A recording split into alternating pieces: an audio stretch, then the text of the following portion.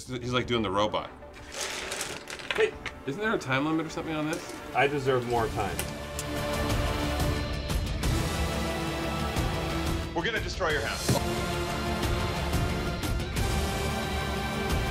All right, we are gonna face off brother versus brother, bookend edition, to see who can build the most beautiful bookend. If we have a time limit, am I allowed to push you out? Is that even allowed?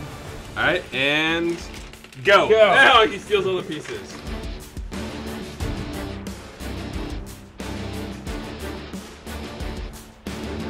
Hopefully this isn't like meant for kids 1 to 4 and we're failing miserably. 3. No. 2. Don't start a magical countdown. Alright, we're gonna clear this. Alright.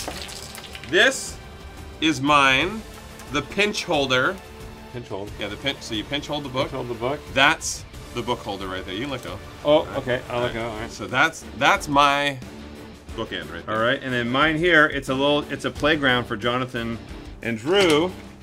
It falls apart, and the book sits right in the middle of it. Look, it holds it all on its own. I don't have to hold it. Mine holds a book. I win. You vote.